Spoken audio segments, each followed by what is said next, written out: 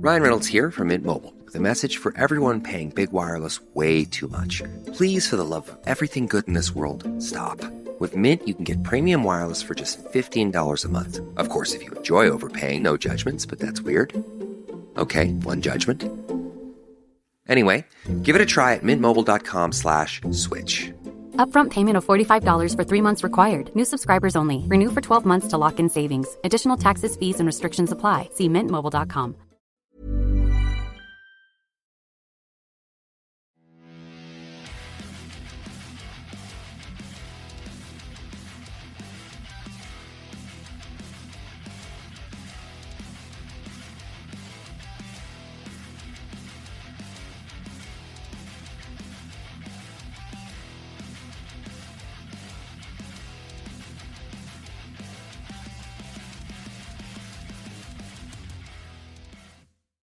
Welcome, guys, to this week's episode of Heavy Metal Tones with me, your podcast host, Tony Evans.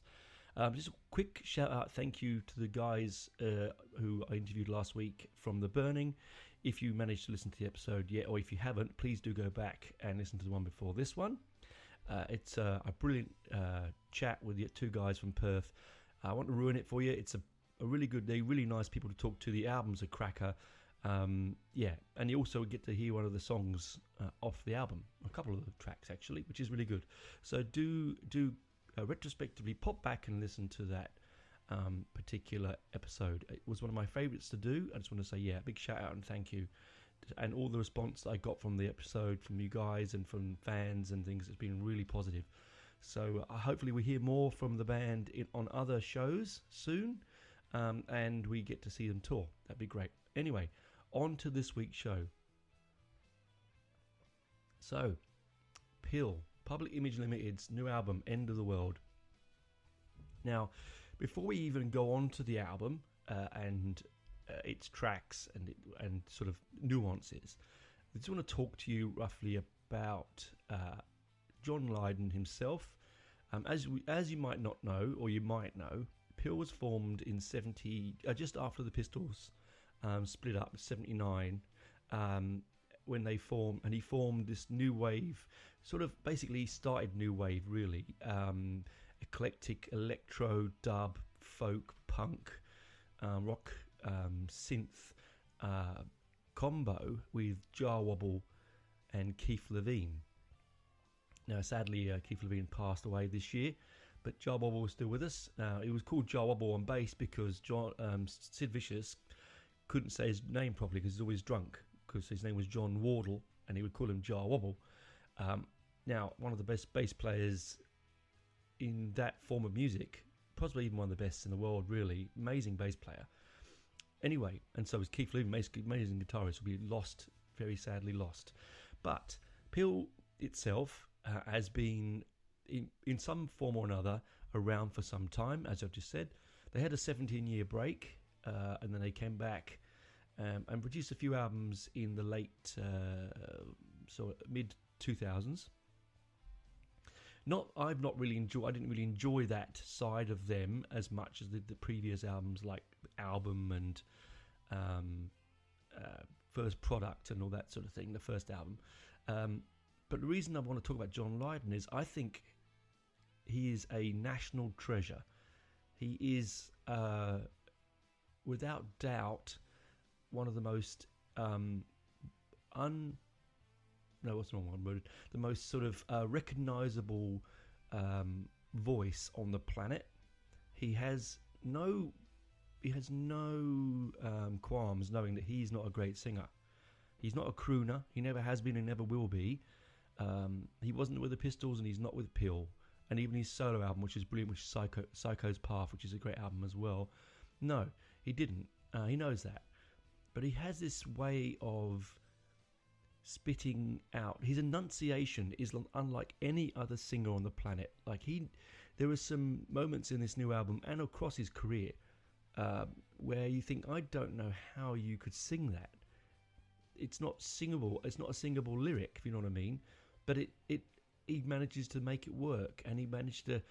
I mean, only John Lydon, aka Johnny Rotten, could get that kind of vitriolic venom in his verbs. I'm using a lot of V's here. I'm being very illiterate. He's very verbose. Yes, like he can wrap his lips and teeth and tongue around some of those words, and the way he rolls his R's, and the way he spits the syllables, and the way he sort of he rises on his inflection at the end of the note is brilliant. None of his lyrics are what you would call conventional, are they? You maybe Rise from the album, maybe Rise, because that's sort of a commercially acceptable, I suppose, if you want to say those words. And of course, he also did a single Time Bomb with African Bombata, so like a sort of hip hoppy thing, and that's quite popish. But his main stuff is very, very short, sharp lyrically, and I think that really comes across in his nature. He's a very, very intelligent man, almost a savant. You know what I mean? He had meningitis as a young child, if you don't know that, and almost died. When he came back round, he had no memory of his parents or his family, and it took him years to get that back. And I think that experience alone would give you a different look on the world. I think he spent a lot of time reading books to get memories back, and that's how he consumed history. He's very, very forthright person. Yes, you might not like his political stances, and you may not like his ethical stances, and he can be a little bit in your face. But that's John Lydon, isn't it? Would you want him any other way? I don't think we would we? Can you imagine a docile, quiet John? It would be against nature, I think, you know? It would just not be the right and done thing. So when he formed Public Image Ltd, it was really all about him getting away from the punk scene, but not too far, because remember, he would know, he's a smart man, you know, he's got to make money. It's no good completely alienating yourself from the punks because you still want to keep some of your fan base. He has such a diverse love of different music, more so than you would think for someone who sort of adamantly declared his hate for everything in the 70s. He likes gong, he enjoys jazz, he does like a bit of prog, actually, you know.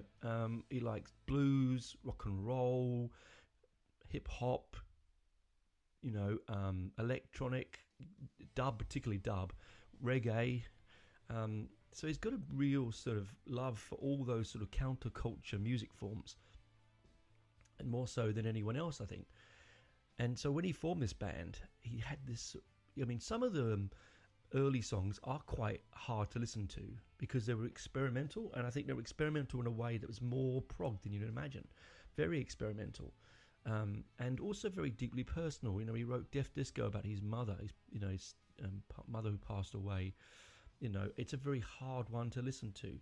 And on this new album, of course, we have nods to his dear departed wife who died this year, Nora, who he married back in the early 80s. A love of his life, you know, much older than him, a different ethnic background, German, him being of Irish London descent, but they found it would work for them, and they had I'm sure, a good life and a long married life. And it's sad that she was taken away with, for the last few years of her life, he was a full-time carer when she had dementia or Alzheimer's, one of those forms of horrible, crippling mental illnesses that we're all touched by, and myself included, my father at the moment, and friends, parents, and so on. So, you know, he does have this soft side to him as well, and you'll find it out when I talk about the album later on in the show. But this album, what do I say about it? Truly, I mean this. I really mean this when I say this. I think this is the best Pill album since, I would probably honestly say, since Metal Box. and that's a big call. I really love album and I love This Is What It's For and all that I do, but this album just it makes me move. It makes me move, people, in a way that I don't expect myself to move. I put it on. There's a particular track, Northwest Passage, which is on later on in the album, which has one of the funkiest, most addictive bass lines. And me being a bass player, I really appreciate it. I cannot help but move. I cannot help but, I dance. And I'm not a dancer or dancer.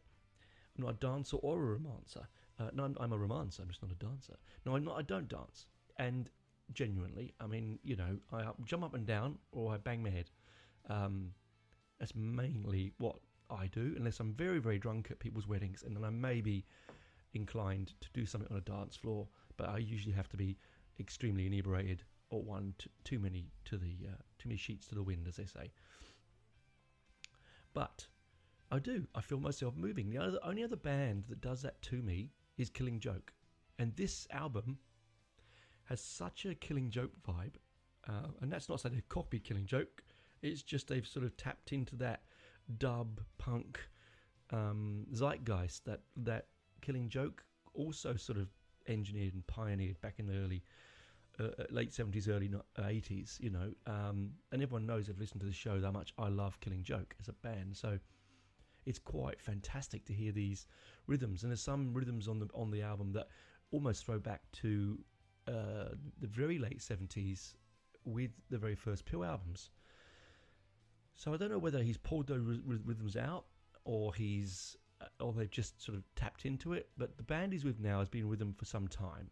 Okay, so he's sort of used to the way they play. They're quite a eclectic mix of folk musicians and punk and pop rock musicians, and it goes to show with this album, lyrically, it's the most addictive lyric I think he's ever written. Sonically, it's the best I've ever heard his voice. I really mean that. I mean, outside of never mind the bollocks, of course. I'm talking about solo work. It's the best I've heard him. He almost audibly drips with cynicism, sadness, vitriol, anger,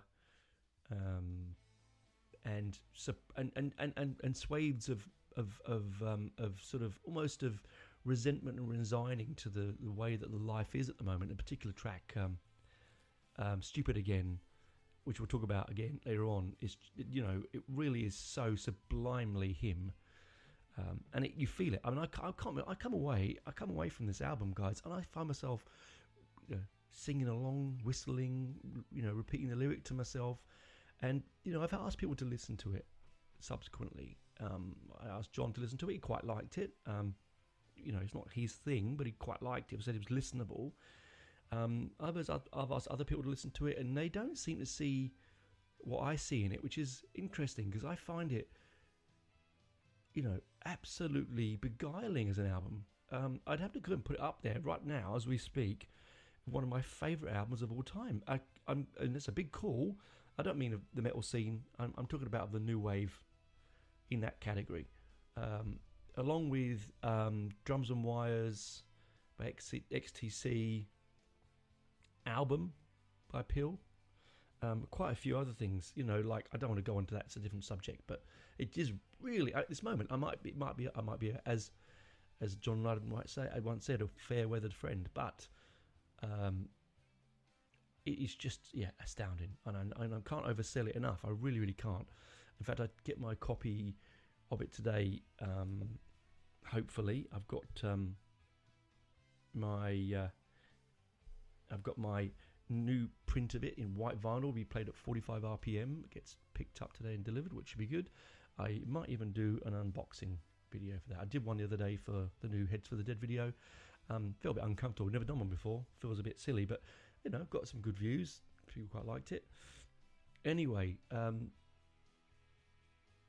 don't know what to say. I cannot find a single fault to this album. I can't find a bad thing. It's all killer, no filler, and it moves in such a way that it's heavy. then it's bluesy, then it's jazzy, then it's soulful, then it's electronic, then it's dubby. It's just, I think really, if you were going to review it one word, the word would be delicious. It is a feast for the senses in every aspect. I just love, his short, sharp, lyrical stabs. They're not over wordy. His songs, and some of them, you can read a lot into them. I'm going to try and read. You know me, I like to do that. I do like to analyze a lyric, and I'm trying to read into the lyric for this album. So if what I get from it is different to what you get from it, do understand that this stuff is all about subjectiveness, and what I think it is doesn't mean it's the truth, of course, unless the band or the singer has actually said that's what it's about. I'm going to tell you what I think it's about. Anyway, enough wobbling for me. Warbling. I can wobble. But Weeble Wobbles, Weeble Wobbles, but they don't fall down. Remember those toys when we were kids? The little plastic eggs that you used to roll, they couldn't fall over. Anyway, I had the bus, I think. You put them all in, and then you pushed the bus along and then moved up and down. I was only a young boy at the time, so who knows? Anyway, enough silliness. I will talk to you on the other side after I had some more tea, read some ads, and then we'll go through a quick track-by-track summary of this amazing masterwork by Peel, End of the World. Talk to you soon, guys. Bye for now.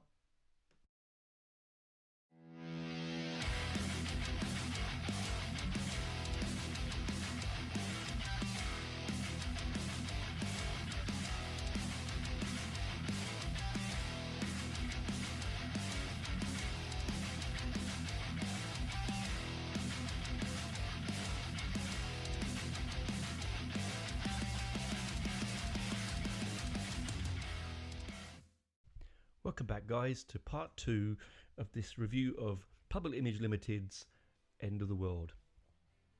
So as I said at the beginning of the show, I eulogized, and then I wiped myself down, and then I talked about the album. No, silly me. It is a brilliant album. I mean, John Lydon, as you might know, is one of my heroes. So although, as I said, I didn't like I don't like everything he does. I mean, there's a couple of albums I just don't play. I just don't enjoy them. They're too harsh, too angular, too aggressive. And that's coming from someone who likes death metal. I'm talking about for his kind of music. Now, it's released on vinyl at the moment and on CD and streaming. If you buy the record, it is a 2-disc set played at 45. And it's so that you can get the reason they play it at 45 is better sound, according to all the audio blogs. Okay, it's just to get a tighter, a less tight groove on the album, and so that you get a more deeper, richer sound, according to people. Like, I've got a few. I can't really tell the difference, to be honest with you, but that's okay. Now, the album opens with the audacious and wonderful Penge. Now, I'm going to hang on 1 second. Penge. Now, Penge is a suburb of London. I think it's South London. I think I may have passed through it once. The way that John, I think he's got an issue with that part. He's a North Londoner. He is from Finsbury Park. So possibly it's just his hatred of other parts of London, and he does have a vitriol dislike for other parts of London. It is really heavy. It opens up sounding very much like a Killing Joke track to me. It's got that sort of very sort of dirty synth Lydon guitar, great drum beat in it, and then a really catchy lyric. Welcome to Penge. that's the chorus, right? The path that leads to the way by the sea, away from the harbour where the eyes cannot see. I'll see you there. You'll be seeing me. Early morning in the fog, the depths of misery. Welcome to Penge, because it's on the way to the coast. Out from London is Penge. Okay. It's just, yeah. I mean, I don't. Here's a line here which I really love. He says it. The way he sings this: "All of us are abandoned here and branded to pity, to pity." But the way he says it, the way he enunciates that word, almost splits it into two and sings it as two different words, is just fantastic. It's an amazing opener. And I feel sorry for people that are listening to this who do live in Penge, because he does seem to write a bad, make it sound like it's awful there. And it, I mean, I don't know what he was doing on the way to Penge, unless he's got family there. I mean, it is a funny sounding name, but then again, you get that in all sorts of suburbs in London, don't you? But Penge, yeah, I don't know. But it's a brilliant opener, and then we sort of move on. In the same musical vein, in the same musical aggression, to the next track, which is "End of the World," the title track. This has the catchiest guitar I have ever had the privilege to hear in a non-metal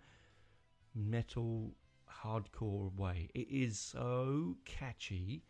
I don't know what the guitarist, what he was doing, how he gets his sound, but it's angular, it's modernist, it's just beautiful in every way, right? It's absolutely just awe-inspiring, right? And I just think that it's so addictive. I played that song back to back 4 or 5 times. Now on guitar is Lou Edmonds, or Robert David Lou Edmonds. Born in 1957, he's an English rock and folk musician. Currently, as of 2018, a vocalist and saz and kumbus player in the Mekons. I don't know what kumbus is, or saz, but I'm sure you could have a look at it up and find out. He can play the bouzouki. Shut that bloody bouzouki player up, as friends would say. He's from Hertfordshire in England, not far from where I'm from, Welwyn Garden City, originally. And he's been with Peel now for quite some time. And he's just an absolute... That sound... he grew up in Poland, apparently, in South America and Russia and Cyprus. That's why he's got all this musical connections, I think. But there's this sort of folkness to his guitar. And when you look at him, you wouldn't think that he'd be in Peel. And no disrespect to him, but he just, you wouldn't think that, And then you've got Scott Firth on bass, and now he has played with almost everyone, right? Truly, he's just been around the boards for so long. He was born in 1963. He plays guitar as well. He's also a record producer, jazz, pop, rock, alternative from Birkenhead in London, in England. Sorry. He's just been around the boards. Joan Armour Trading. John Martin, Stevie Winwood, Elvis Costello, Julia Foreman, Sarah J. Morris, to name a few. So, pretty great and as I said before, the bass is just, it's this thing that I'm drawn to there. And then on drums, we've got Bruce Smith. He was born on 14th of December 1960 in California. Now, he was married, I believe, to Nina Cherry for a little while, and he's originally from he grew up in Bristol, though in the UK. He's played again with everyone. Who he hasn't played with, mainly the pop group. So he helped found the punk band, the pop group, in 1977. The Budgie, the Slits, Rig Rag and Panic, all sorts of things. Like, I don't think he played with Rig Rag and Panic, but he helped form them, which was a pretty amazing feat. Anyway, so back to the album. So second one, as I said, is "End of the World," the title track, and it has again this amazing guitar that draws you in and pulls you. And the lyrics. So it's got this really great lyric. Goes down over the edge where the cliff top is bleak. Me and you together here, cheekily to cheek. And it's the way he says that as well. The way he enunciates cheekily to cheek. And then no surrender down on the edge, the end of the world. Deeper the danger, the higher the peak. One thing is certain, it ain't you and me that's weak. No surrender to the end of the world. No pretenders, the end of the world. Again, I think this comes about as a song, if I think about it, probably, from the belly of COVID. I mean, as most modern sort of nihilistic songs are now. Also, maybe the loss of Nora, thinking it is the end of his world, and he wants to just keep dancing with her, and there is no pretend. There's no one for him to be with but her. I do get that feeling. It is a nihilistic song, but also I feel it is a sort of touching out to his dear loved wife who died only recently. I mean, it's a hard song. It's a hard, I think, like the lyric, no place for the weak, to the end of the world, no pretenders, it's the end of the world. Yeah, he can have that nihilism, can't he? He can have that self-replicate, where, he can just look at it inward and outward in the same time. His talent to look beyond the English language and find usage for things in sentences that would not and should not work. He once, said, when Nevermind the Bollocks came out, and they were trying to get sued, but the government were trying to sue them over the word bollocks, which is an old English word for nonsense. He turned around and said, "Ask me how I'm using the word. Don't tell me how I'm using the word. It's my language. I will use it how I want." And I couldn't have said it better in my life if I tried to. It's, absolutely wonderful. Then we get on to one of the fun songs of the album. I have no idea what this song is about, apart from what it's actually lyrically about. It's called Car Chase. It really rolls on. The first three songs on this album just roll together in such a way that you think, how can this album get any better? You think, I don't know how this song is going to get better again. It's got John's wonderful enunciation. He can really sing. Man, he can sing. He may not tell people he can. He might not think he can, but he can really sing. And it's lovely. Almost, I get this image with this lyric like he's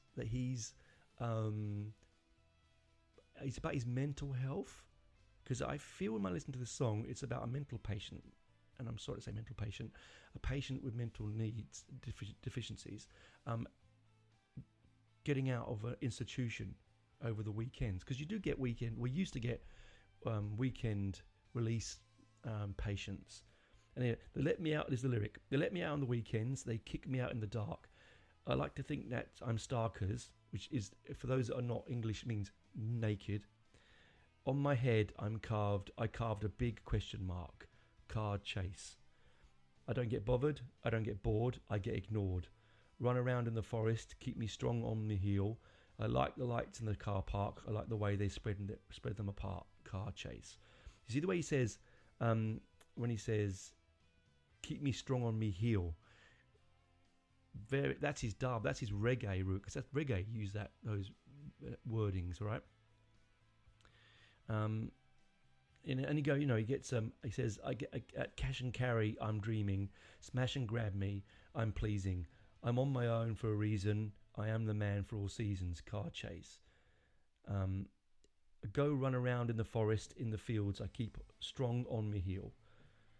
I just get this image that in this song, is this brilliant synth in it as well, in the background, and the drumming is just, it sounds like he's using an electric drum kit, but I've watched the videos and it's a real kit. It must be the way it's tweaked in the studio, because it has this sort of throwback to the 90s, late 80s, almost, early drum kit sound, electric drum kit sound. It has that. And it makes no sense as a song, unless you do think that's probably what is happening. He's probably portraying himself, that he himself is letting himself out, away from his mental anguish on the weekends, running around in the dark with a big question mark. Basically, why? Yeah? I mean, he did the same thing with Bodies, did he not? When that girl turned up at his doorstep with a fetus in a plastic bag, in a plastic see-through handbag. When he wrote Bodies, which is, in my mind, the greatest punk song of them all. it's so dark and so beautiful and so clever for a boy of his age. It's just ridiculous. And this sort of feels like that. It feels like he's playing in the same ballpark, you know. Now, running on from that one, we then get Being Stupid Again. Okay, now this one I've got to spend some time with, because this one really, really, really struck a chord with me.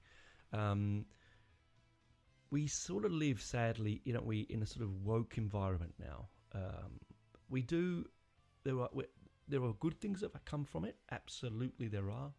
There are absurdities coming from it now, where we have been ideologically, theologically, and sociologically bound by the ethos and ideas of people with no life experience, who look back over their shoulders at what they think is offensive and what they think is not right about the last period of human history, and they want to ignore it, rewrite it, and change it. And it's absolutely nonsense, pure and utter nonsense.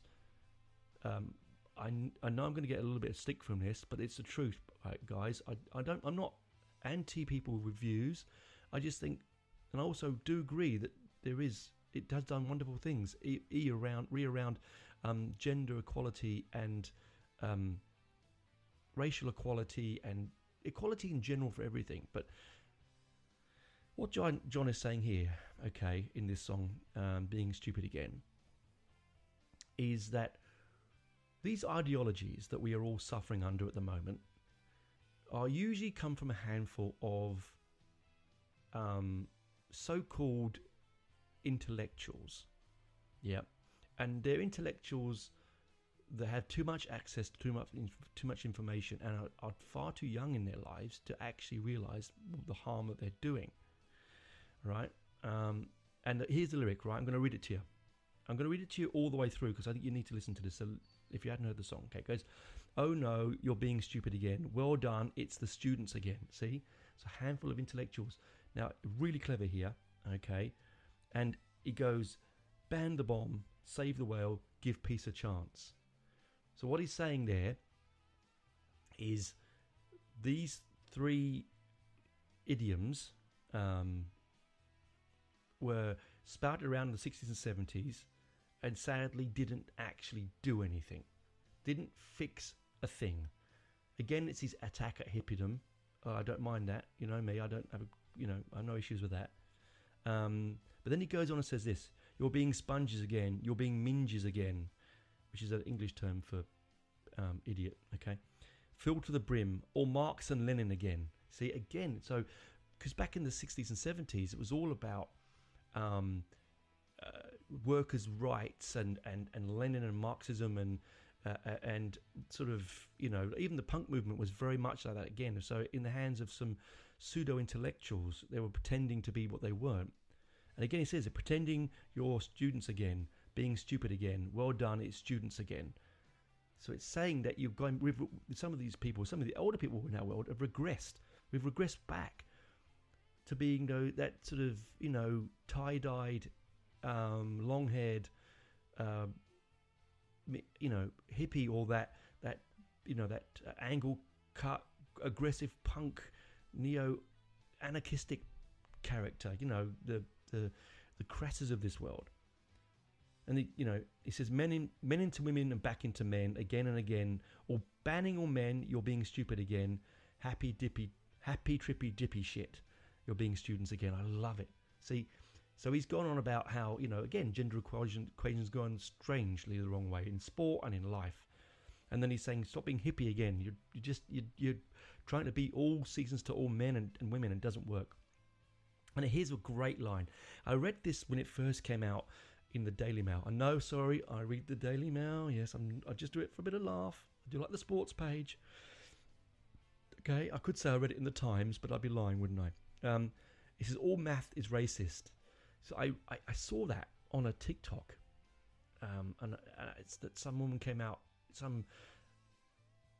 in America, saying that maths was racist, although they call it math, don't they? Maths was racist. I mean, what a unbelievably stupid concept. Absolute. How can something as finite and unchangeable as mathematics, and the core of all life and existence, the unmutable, unchangeable maths, be racist? Anyway, passive aggressive again and again. All acceptors are deads. You're all stupid again. Well, here's a question again. Does that make me racist again? And then he repeats it: ban the bomb, save the world, give peace a chance. But the way he says "give peace a chance" is gorgeous as well. So really clever song. I mean, for its time, for when it's being released, it's quite dangerous because there could be people that could pull him apart for that. I mean, it's hidden in the album, so, and I don't think John is as relevant to the sort of the new kids as he would have been, you know, back in 77, 78, when people actually listened to people and people made a difference. Now it's just hear it, that's the gospel truth, it must be the gospel truth. All maths is racist, must be gospel truth, because someone has said it. I've seen it on TikTok, right? But that, and again, as the music as well, has this brilliant synthy swaying guitar that comes in and out with this brilliant drumming. And I mean, as a piece of music, take the lyric out of it, it is one of my favourites on the album. And then we get Walls. Now, I was singing Walls when I first listened to this, because I didn't have the lyric sheet to it. And this is again about the boundaries he finds himself in and the world he finds himself in. And how breaking out of those boundaries, again, I think that's to do with the new life he has outside of his wife being gone, and finding that he's now no longer having to care 24/7, which was really hard for anyone, especially someone as creative as John, and sort of loving as him, to then suddenly have this now freedom and time, and he's breaking out of his walls. Your ignorance will be your fall from grace. Mortons and morons to the slaughter. No one will keep their place. No one will respect your space. How can you know that this is a human race? You have no history, just some political mystery. Some you conceit without teeth. All these walls that you find around you, all these walls so lovingly surrounding you, hand over your keys if you don't need these. Go be a friend to the thief. Now, defend your grief, defend your police. Again, then you get deeper into the lyric and you think, well, now he's talking about probably race barriers. So he's double dueling the lyric here, you see. And it's the way he sings, so lovingly surrounding you, locks on your doors. And he has this way of speaking a lyric, right? And he says, locks on your doors, what are they for? Wires and fences, are they not divisions and defences? Protections in place from the human race. All of these walls that you find around you, all of these walls so lovingly surrounding you. So I think he's also talking about the lack of community, that we don't longer blend in a community. So I think it's all about his mental state, that he's free in a weird, unhappy way. They can now do more, and I'm sure Nora would want him to do so. He's also talking about the lack of community togetherness. I won't go into everything because I want you to listen to it. That's the basics of it. Again, really fantastic sort of cymbal work that really makes your shoulders move. I was danced to this song. I really, really got into it. Again, it's just so lush, so danceable. And I can't believe I'm saying that, but guys, it's really danceable. You know, he at the end of the day, he makes really good music, and the musicians he hangs around with are very high standard. And why wouldn't they be? It's John Lydon. He's like he's like the king, isn't he? And then we get Pretty Awful. Okay, this one is a bit odd, but I found myself standing in the queue at Woolies, which is in Australia the equivalent to, say, maybe a Walmart in the US, or Tesco's or Sainsbury's in the UK, and I started singing the lyrics to the song. And like it opens up with brilliant, sort of very Johnish, sort of you remember the butter adverts he did? He got in a lot of trouble for a couple of years ago. Very similar kind of character. He goes, "Hello, Flo." It's just, fancy meeting you here. It's just sort of, I don't know. It's just, yeah. You can't come around here not looking like that. And then I'm sorry, I swear, he says, "You fucking little sad sack. Is that a wanker's Mac? You're looking ill again. I don't like the way you complain. Well, nice to see you. Never again." Now, this could be an attack at someone. Maybe a family member, maybe an old acquaintance that's twisted in the wrong way. I don't think this is a personal introspective song. I think this is about someone or people. Like, there's a really great lyric here. It says, "You smell like a bag of mice. Hope to never see you." And he's pausing us twice. "The shoes you choose, the ties that you tie as a noose, and your pants, well, they're pants. Romany of romance." Again, I said before in it, sometimes I don't know how he's using these words, or even why he's using them. I think he's using them because they sound... I mean, he did say in the Pistols that sometimes he uses words because they sound musical and they move in the musical form, and don't always mean anything. So, that could just be this on this one. He goes, "I like the way your toes all curl up like your nose. New squadrons of flies synchronise your twirls. Knick-knacks and brick-bracks and tick-tocks and chocky drops." And then the chorus is, "Pretty awful as a girl, but I like you." See, I don't know. I mean, is this? I mean, this is a weird song. I'm not going to try and analyse it too deeply because I really can't get to the bottom of it unless he tells us exactly what it's about. I don't actually know what it's about. Sorry, computer's decided to freeze itself. 1 second. Oh, damn. There we go. Oh, it's rock and roll, this, isn't it? Hang on. So, as I was saying, sorry, folks. I do need to see the screen, because if I don't see the screen, I can't actually do any editing because I edit as I go. 1 second. There we go. Stupid. I have to type. It's two-handed typing. I'm a one-handed. I can't do it one-handedly. Anyway. That was a nice break, wasn't it? Anyway, that's what you come here for, isn't it? So I didn't really know. I don't know. I just feel, and right at the end he goes, "We've all done worse." So I don't know whether it's an admission to the woman he once knew. I mean, I don't know. I just think it's very catchy. The lyric, the chorus is extremely catchy. I'm not going to try and read more into it because I genuinely don't know what he's talking about. And normally I do. So I'm going to have to wait until I've listened to this more than a handful of times. I might even go on his... He can go... Lydon's very good at that. He'll give you an idea of what's... he'll answer you about his lyrics on his website. So I might have to look into that. Anyway, I'm just going to quickly go and get... another cup of tea. I'm going to pause for a second. It will sound like no time at all, but I'm going to pause right now. I'm back. You didn't even know I'd gone, did you? Did you miss me? No, I'm sure you didn't. Anyway, the next song is Strange, is the next track on in this album. And this one is, again, a really addictive dance beat. That's all I can say, really. It's unusual time signature. It's got again, I'll read the lyric. It says, "In the night I have the moon, and in the day I have the sun. But in between I have to run from the lizard demon. My only weapon is I am a man, I am human. Between the lines there is the evil, the jealous fate before you reason. Life strange. Wild as the trees, they are my steeple, the rock and dome, home of my people. The burning bush is my abraxas, my divine computer, least I am a man." Again, I think this says it all, really, doesn't it? This says I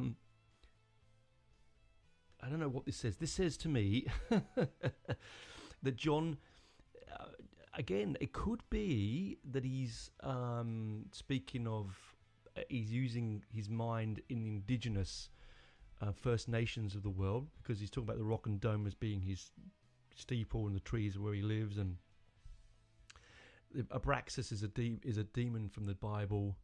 No, I think it's a No, hang on. No, I'll pause that. I'm going to tell you what that is. One second. I did write this down. One moment. I thought I knew what it was, and then my brain's gone, that's not correct. Actually, sorry, wrong. That's another thing. It means my saviour, my beauty. So my Abraxas. So it's his saviour. I think it could also be his connection with nature. I don't know. I don't know if John's very much a nature kind of loving kind of guy, but I don't get that feeling with him. But again, it's a song that musically I find myself when the chorus, when he sings "Life's Strange," it's really pained. It's really torturous in his vocal, but so addictive. So I don't know. I got pulled to it. I really did. I can't say much more about it, really. It's just a very strange lyric, and that's probably why it's called Strange. He probably just threw some words together, because life is strange, isn't it? You know. I mean, he's talked about on this album so far. In my opinion, he's talked about communities having walls around them and his own personal space breaking free. He's talked about the stupidity of overeducated and underexperienced people ruling the world with silly ideas. And then he's got this strange one. Well, life's strange, and it is strange, isn't it? Now, we come on to Down on the Clown. Okay, Down on the Clown. Yeah. Wow. I don't know what to say. This musically, again, it's very similar. This album does a very strange thing, in my opinion. It starts up with the first three songs very heavy, and then the middle of it, it sort of becomes very dancey and very almost jazz-like, and then at the end it becomes very bluesy and very quiet and sad. The lyric on here is, again, the rain keeps coming down on his own again, on the clown again, clouds again, crowds of pain and the shame. The rain keeps coming down on the clown again. This is, look, nothing much you can say about this. That it's about, honestly, it's about, he is a clown. He is a fool. He plays the fool. He might, like a lot of clowns, he's got a bright and outside shiny, laughable exterior, but inside he's really hurting. And I think that's him here. I think he's talking about, again, this is a very personal album. I think this is sort of him looking at the life after Nora. It is the end of the world for him. And for a lot of people, when they lose their loved ones that have been with a long time, and they love dearly their soulmates and their partners, that can be family as well. It could be the end of their world, and this is a really beautiful, sad song. Again, it's in that sad motif you get after Strange. It's upbeat, then it's coming down, and then it goes upbeat and it goes down again. This album's got a really great trade-off, right? A really great trade-off. And musically, I think if I said it was all killer, no filler, it's probably the weakest musically on the album. But I'm being very picky here when I say that,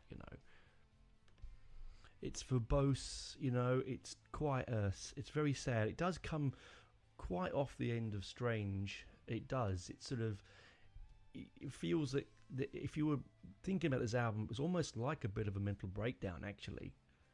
All manic at the beginning and then all really coming to terms and sadness at the end. It's a really, really fabulous piece of art. And that's what it is. It's art. And it's quite, there's an echoey to the drum beat, there's an echo in the vocal, it's almost distant sadness, And then we get to, now, this one is really jazzy, okay? I feel this is jazzy. This is him going, I'm going to make a bit of, we just had two quite dour songs. Let's have a bit of fun here. And the next song is called Dirty Mucky Delight. I am in awe of the craziness of this piece of jazz-infused dub fusion punk-esque kind of music. The lyric is just uh, I don't know what to say. She might as well be a dinner bell. Smile a simple pimply crack. Put the dagger in your back. Not much in size and height, despite spite. The hollow glare, the sour stare. She knows you're easily led. Sections that put you in your head. Donkey, carrot and stick. Know how slowly you tick. Like knowing all your needs, like knowing all your greeds. Feeding all the weeds, like dealing in disease. Like spit in the breeze, so eager to please. When you're digging in the dirt, you'll be down in the hurt. A dirty, mucky delight. I mean, sorry. It's just... And again, this is John taking random words, maybe telling a story, who knows, but filling this strange, off-tempoed jazz music, which, and it is, it's very jazzy. So don't get it wrong, I'm not doing jazz hands. I'm doing them now. You can't see me, just hands. When I say jazz, don't go running away if you're not a jazz person. It's not like Miles Davis or bip bap boop boop boop scat scat. None of that stuff. No. It's just got a very jazzy, off-kilter, almost non sequitur feeling music in it, and it makes you smile. And if anything's going to make you smile in the world, let's have it, because after those last two songs, you do need it. And then you go to do that. This is very strange again. This is another jazzy feel. Again, remember I told you that it's almost segmented, this album. Segmented.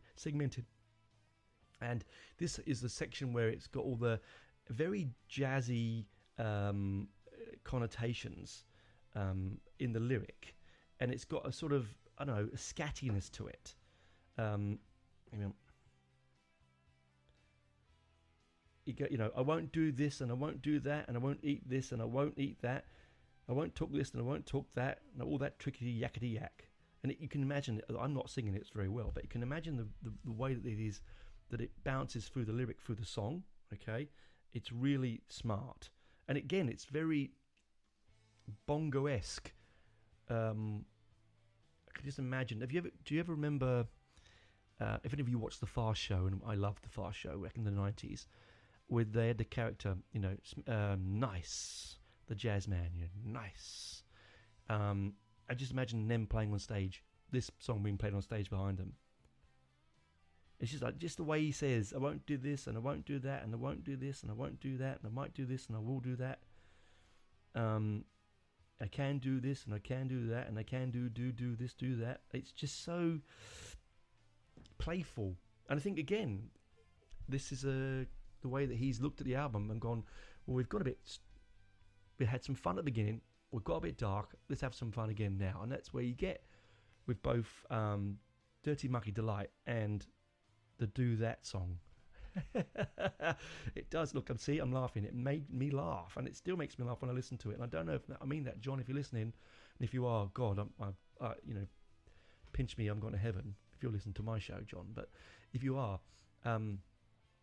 this really does make me smile, and thank you for it. And then we got the next one, which is LFCF. Okay, now LFCF is abbreviated because it's a long title. Okay, it actually stands for Liars, Fakes, Cheats and Frauds.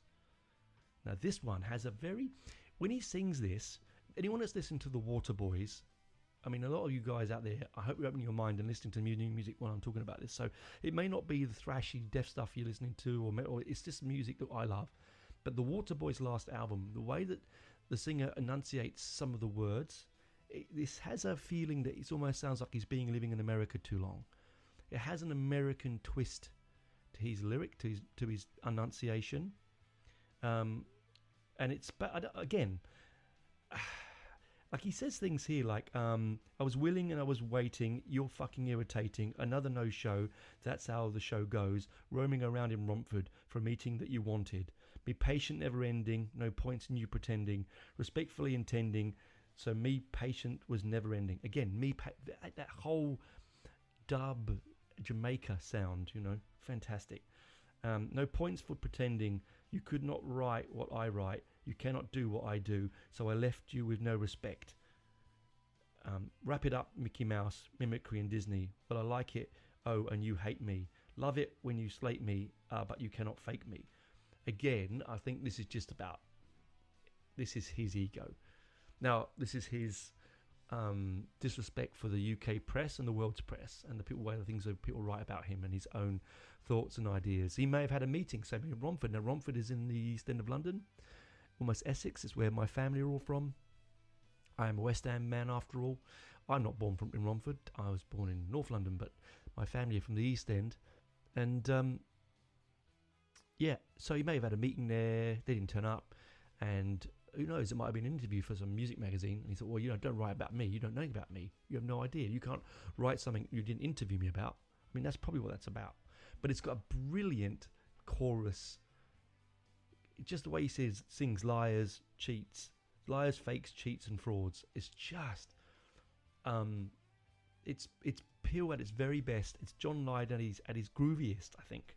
Again, some really unusual musical signatures, some real fantastic, I don't know, almost undescribable for me, and that's quite saying something. You say, Tony, you can't describe it. What do you mean? And then we get to Northwest Passage, the second to last song, and I cannot stop playing this song. I'm going to learn this bass line, and I'm going to play it. It is just, I mean, the song itself, I don't quite understand where it sits in the story on the album, or even the what he's coming from. But he basically says in the lyric, I've got to take the Northwest Passage this evening. I've got to think this one over by the end of the night. Another challenge is it could be a dangerous life. Believing from the damages of the parasites. Could have been the end of my life. Could have been a dangerous life. Barely a future. I've got to take the Northwest Passage this evening. I've got to think this one over by the end of the night. I think that maybe that's just saying that he's got some really serious decisions to make. And he's using the concept of Northwest Passage, which is Alaska, Canada way. There's my wonderful wonderful use of geography. I know something about the Northwest Passage. Anyway, so it's very dangerous. It's a very dangerous route. What it used to be, I think it still is. And it's a shortcut, but it's also dangerous. And I think this is what he's probably trying to say. I can take this route. It's quicker, but it's dangerous to me, and I've got to make my mind up. No planes, no cars, no trains. Me and the doggies and the sledge. And he goes, mush, mush, mushy, mush, mush. Now, I mean, again, is it? Am I overthinking it? Is it just him writing a song about him going on holiday through on a husky sledge? It might be, and if so, fantastic. If not, then I'm overthinking it. But I tend to do that anyway. You know that, guys. You love me for it, don't you? You love me for it. But it is, again, one of the simplest bass lines I've heard in a long time. But every fourth bar has this amazing little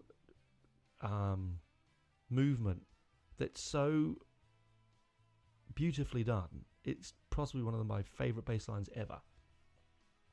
So simple, repeated the same all the way through. No magic walking up and down, no strange, just really holding in, and it really hits you in the face. Now, I almost forget what the bloody song's about. I'm so enwrapped in the bass line of this song. And then we come to the very last track, a one that I would like to commend John for. Not that I wouldn't commend him anyway, because I will, but this is called Hawaii. And I think that he's even said that this is about Nora and his life with her and what's happened after her going. And it's probably something to do with their favourite place that they would go to. It's got a lovely Hawaiian-y kind of feel in the music. It feels he's genuinely opening his heart in this song. There's no fakery here.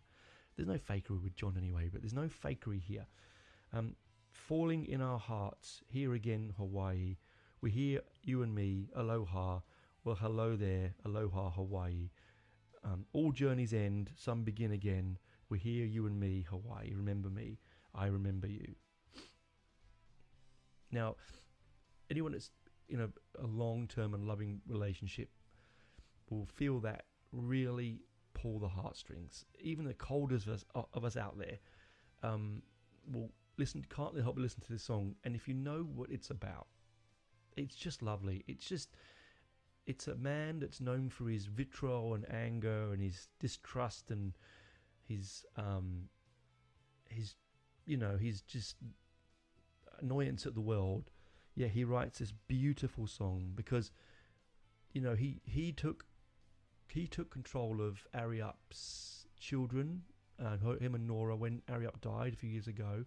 She was Nora's daughter, and she was in the Slits, the singer of the Slits, and she died of cancer. Horrible, very young and very sad. And they took the children in, and they raised them. And then, of course, John has to then fight the demon of dementia in his wife, and not knowing her not knowing who he is, living in an institution,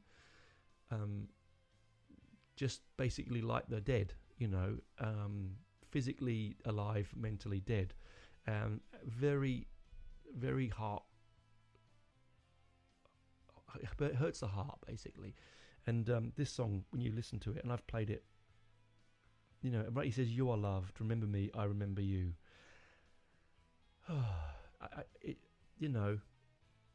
I'd like to think, that there is a place, maybe not a heaven, maybe not a hell, or in that hocus pocus, but a place where he will be with Nora again, and they can be together again. He's such a complicated and tortured soul. He's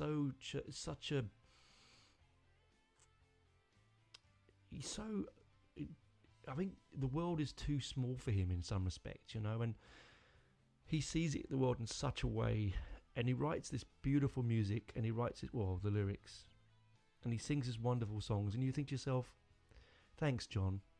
For 55 minutes, you've just filled my world with story, music, laughter, and sadness. And that's what this album does for me, and that's why I think it's one of the best albums I have heard in the last 20 years. Now, I've rambled on. I've gone over an hour. I couldn't really hold it any lower. I couldn't bring it any shorter. I don't know how I can edit it out. I mean, I could edit me tapping the keyboard for a few seconds, but that's no difference. That's what you come for anyway. That's me for this week. Please do listen to the album. Please let me know what you think of it. It may not touch you in the same way. You might put it on and go, what's he talking? What is Tone talking about? But it just touches me. And that's all you can ask for with fine, good art and great art, isn't it? Anyway, enough for me this week. Chat to you next week. As always, it's been fun. It's been lovely. Do give me a review, please, on Spotify. You can now do reviews on iTunes, all the platforms. You can even, I'm now on YouTube. Please come and have a chat with me on YouTube when it loads up. I'm slowly getting through the back catalogue of my episodes. It's taking some time. It takes a little while. But do come and say hello. Some of you do, and it's always heartwarming when you do. Anyway, bye for now, guys. Keep safe, keep rocking. See you next week.